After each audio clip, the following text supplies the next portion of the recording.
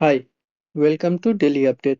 इस क्लास में हम द हिंदू और इंडियन एक्सप्रेस के जितने भी one liner type current affairs रहेंगे उसे कवर करने की कोशिश करेंगे।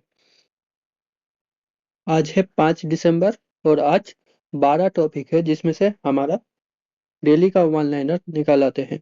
तो चलिए शुरू करते हैं हमारा फर्स्ट न्यूज से। हमारा फर्स्ट न्यूज है आज का पोस्टल पोस्ट ऑफिस को लेकर। तो पोस्टल डिपार्टमेंट के बारे में कुछ बताया, जैसे कि department of post release a draft amendment to post office act 2023। Post office act 2023 में निकाला गया था। तो उसी पोस्ट ऑफिस एक्ट 2023 में एक ड्राफ्ट अमेंडमेंट करने किया गया है पोस्ट ऑफिस के द्वारा। तो इस ड्राफ्ट अमेंडमेंट में क्या हुआ है, ध्रुवा नाम का एक सिस्टम जो है उसे इंक्लूड करने का बात हो रहा है इस पोस्ट ऑफिस एक्ट 2023 में। अच्छा, ये ध्रुवा का फुल फॉर्म देख लेते हैं। Digital hub for reference and unique virtual address. Dhruva का फुल फॉर्म है digital hub for reference and unique virtual address. अच्छा, ये ध्रुवा का काम क्या है, aimed at introducing interoperable standardise and user centric addressing system.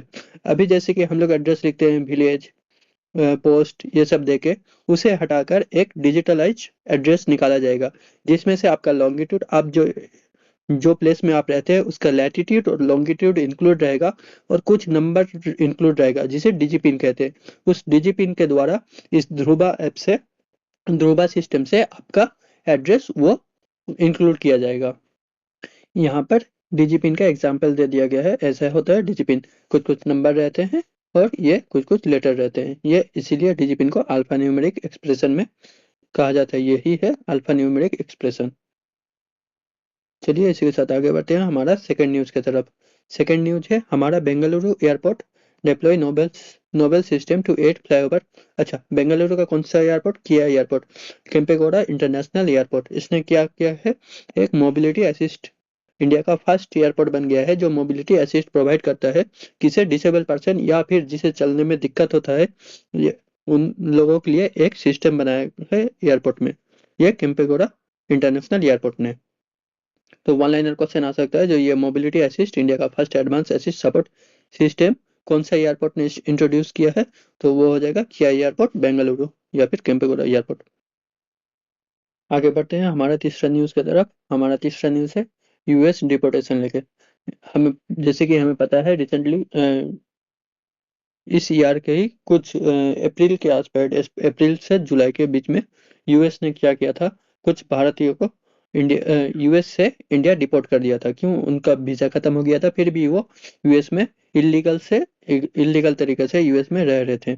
तो वही का डेटा एक दिया है, 2009 से अभी तक 2025 तक में टोटल 18,822 इंडियंस को यूएस से डिपोर्ट करके इंडिया भेज दिया गया है। और उसमें से 3,258 सिर्फ इसी 2025 का ही नंबर है। 2025 में टोटल 3,258 इंडियंस को यूएस से इंडिया रिटर्न कर दिया गया है। आगे बढ़ते हैं इसी के साथ नेक्स्ट न्यूज से कर्नाटक को लेकर। रिसेंटली कर्नाटक गवर्नमेंट ने क्या किया है, एक ऑर्डर पास किया है, आधार मैंडेटरी बायोमेट्रिक अपडेट। अच्छा, किसके लिए, स्टूडेंट के लिए। कौन सा, 5 से लेकर 15 साल उम्र का जितने भी बच्चे रहते हैं उसका आधार बेस्ड बायोमेट्रिक अपडेट करने के लिए मैंडेटरी किया है। क्यों, effectively implementation of mid day meal scheme, scholarship scheme, ये सब जो गवर्नमेंट, स्टेट गवर्नमेंट और यूनियन गवर्नमेंट के द्वारा जो मिड डे मील स्किल और स्कॉलरशिप दिया जाता है बच्चों को, उसी का सही से इम्प्लीमेंट के लिए आधार मैंडेटरी बायोमेट्रिक अपडेट का ऑर्डर किया है कर्नाटक गवर्नमेंट ने। इसी आधार मैंडेटरी बायोमेट्रिक अपडेट को रजिस्टर कौन करेगा, सेंटर फॉर ई गवर्नेंस। ये जो है सेंटर फॉर ई गवर्नेंस, यही क्या करेगा, रजिस्टर का काम करेगा। मैंने मतलब इसी के अंदर क्या होगा, सबका आधार मैंडेटरी बायोमेट्रिक अपडेट होगा। इसी के साथ आगे बढ़ते हैं हमारा नेक्स्ट न्यूज को लेकर। हमारा नेक्स्ट न्यूज है, ये भी कर्नाटक को लेकर ये। अच्छा, recently Karnataka government cabinet meeting headed by CM Siddaraman. Recently Karnataka में एक कैबिनेट मीटिंग हुआ था, जिसको हेड कौन किया था, कर्नाटक का कैबिनेट, सॉरी, चीफ मिनिस्टर सिद्धरमन। अच्छा, वहां पर क्या हुआ है, एक बिल अप्रूव किया गया है। कौन सा bill? Karnataka hate speech and hate crime prevention bill 2025। मतलब जो इंक्रीजिंग हेट स्पीच या हेट स्पीच और हेट क्राइम जो इंक्रीजिंग नंबर देखते हुए कर्नाटक ने एक hate speech and hate crime prevention bill लाया है।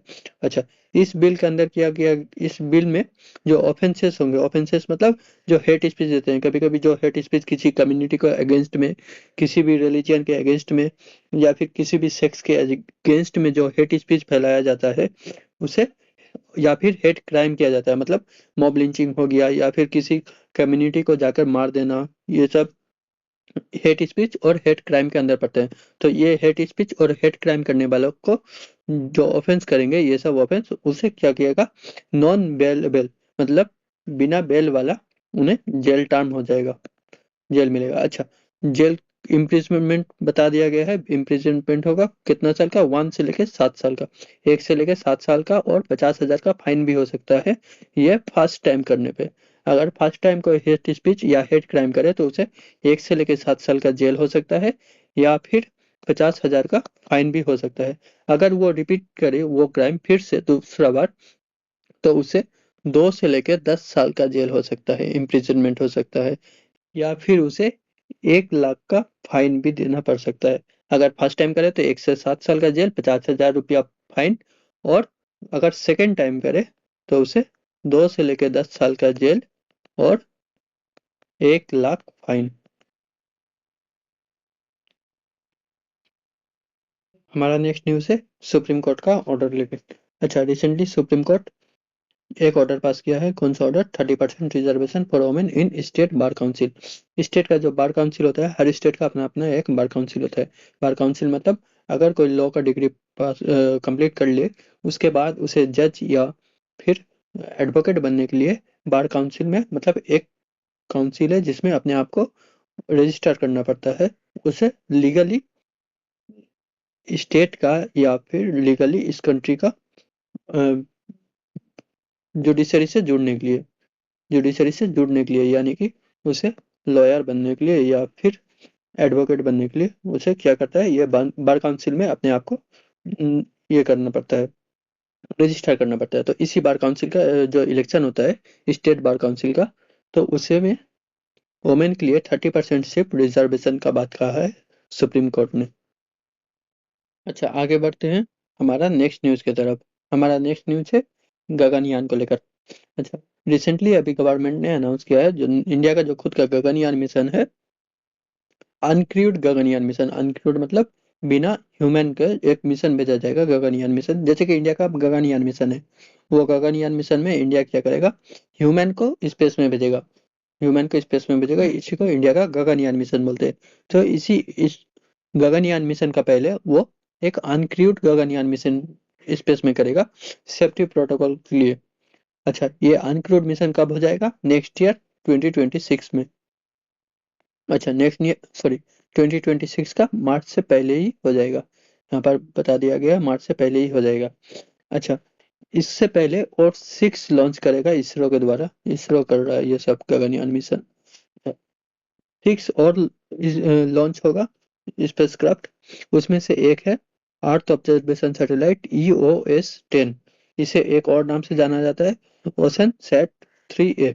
अच्छा, ये क्यों किया जा रहा है? इंडिया का मेट्रोलॉजिकल डिपार्टमेंट, मतलब इंडिया का जो वेदर का जो डिपार्टमेंट है, मेट्रोलॉजिकल डिपार्टमेंट, इंडिया का metrological, oceanographic and land based observation और strength its capability in this area, मतलब इंडिया का ओशन में, लैंड बेस्ड ऑब्जर्वेशन में और मेट्रोलॉजी में, मतलब वेदर के मामले में इंडिया को क्या किया जा सके, इंडिया का सैटेलाइट का कैपेबिलिटी इंप्रूव किया जा सके।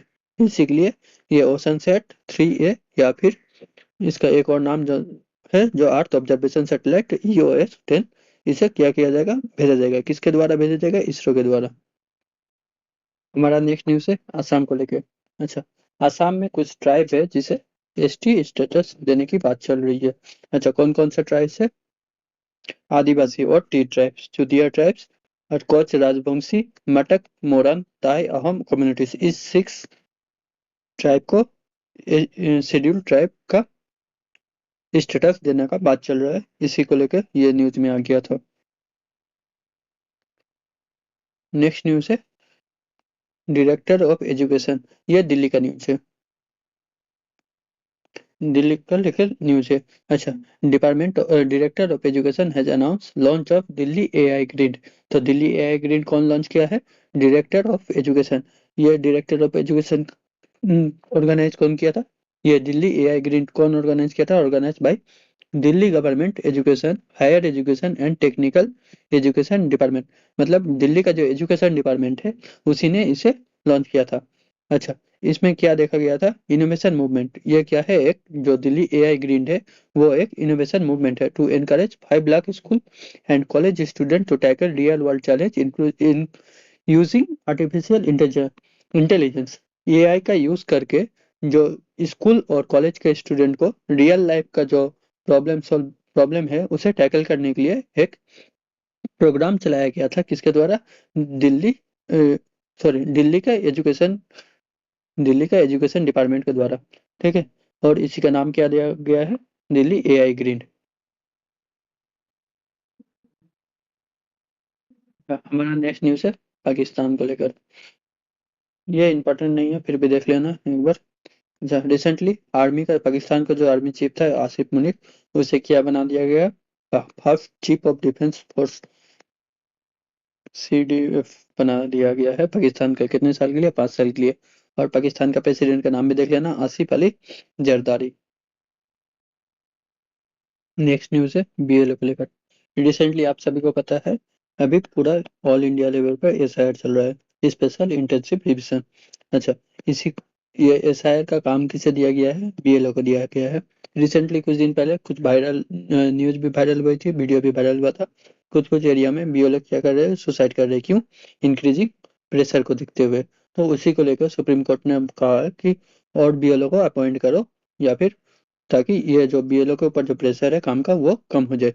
अच्छा, उसी में एक न्यूज था, under section 2 of representation of people act 1952, sorry 1950, ये एक्ट क्या करता है? इलेक्शन कमीशन को एम्पावर करता है, मतलब इलेक्शन कमीशन को पावर देता है एफआईआर लॉन्च करने, एफआईआर करने के लिए। किसके खिलाफ? बीएलओ के खिलाफ। क्यों?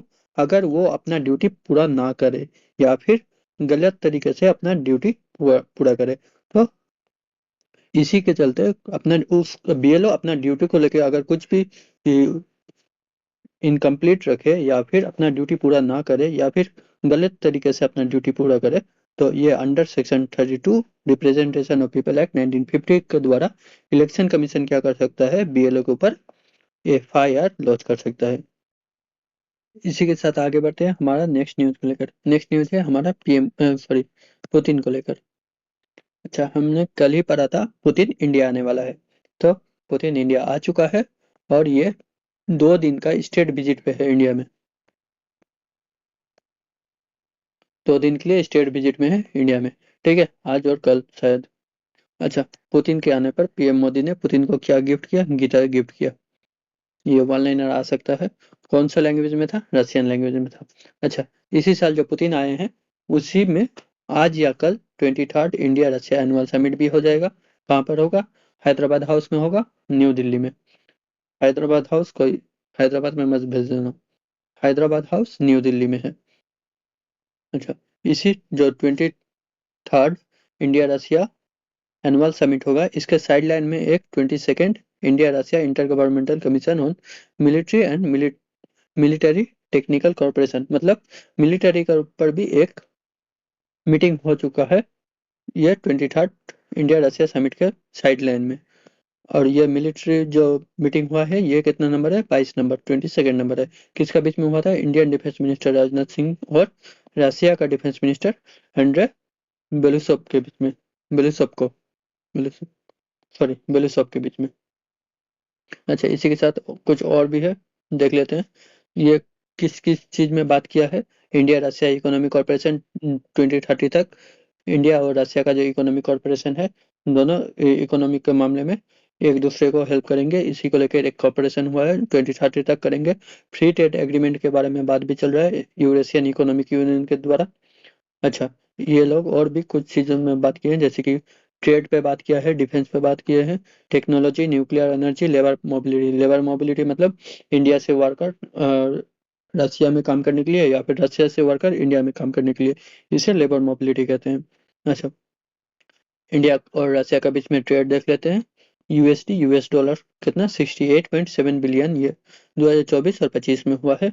और हाँ, इंडिया S-400 जो एयरफोर्स का एयर डिफेंस सिस्टम है, इंडिया कहाँ से लेता है? रशिया से। तो इंडिया और भी S-400 मिसाइल बात खरीदने का सोच रहा है। अच्छा, रशिया ने इंडिया को सुखोई 57 खरीदने के लिए ऑफर किया है। ये एक 5th जनरेशन फाइटर एयरक्राफ्ट है। अच्छा, इंडिया अभी Su-30 यूज कर रहे हैं, जो भी तो Su-30 MKI ये क्या है? रशिया का है। रिसेंटली इंडिया के पास ये है, और अभी रसिया फिर से ऑफर किया है Su-57। अच्छा, इसके साथ यूएसए का भी एक है। कौन सा है? यूएसए का F-35, ये भी 5th जनरेशन है। तो इंडिया सोच रहा है ये वाला ले या फिर ये वाला। अच्छा, इसके बाद और देख लेते हैं कौन कौन इंटरनेशनल ऑर्गेनाइजेशन में इंडिया और रशिया एक साथ हैं। यूएन में है, एसीओ शंघाई कॉरपोरेशन ऑर्गेनाइजेशन जिसे कहते हैं, G20 में है, और ब्रिक्स। ये चार इंटरनेशनल ऑर्गेनाइजेशन है जिसमें इंडिया और रशिया एक साथ है। अच्छा, नेक्स्ट ईयर ब्रिक्स का समिट कौन ऑर्गेनाइज करेगा? इंडिया ऑर्गेनाइज करेगा। इसमें ब्राजील का प्रेसिडेंट, सॉरी ब्राजील बोल रहे हैं, रशिया का प्रेसिडेंट व्लादिमीर पुतिन भी आने वाले हैं। अच्छा, फिर एक और देख लेते हैं, रशिया न्यूक्लियर एनर्जी कंपनी। कौन सा? रोसाटॉम। रोसाटॉम स्टेट कॉर्पोरेशन, ये क्या कर रहा है? इंडिया के लिए एसएमआर बनाएगा। एसएमआर और कुछ नहीं, एसएमआर है एक न्यूक्लियर एनर्जी बनाने के लिए जो यूरेनियम यूज होता है, तो उसके लिए एक प्रोपोल्सन मतलब एक प्रोपोर्शनल प्रोपोल्सन क्या, एक मॉड्यूलर की तरह काम करता है, जिसमें यूरेनियम का एनरिचमेंट किया जाता है, उसे एसएमआर कहा जाएगा। अच्छा, इसके साथ रशिया का जो फर्स्ट डेप्यूटी पीएम है, डेनिस मंट्रोव, इसका भी नाम देख लेना बस। ये था हमारा आज का न्यूज़ द एंड। आज का न्यूज़ यहीं पर खत्म होता है, और यहीं पर हमारा क्लास भी खत्म होता है।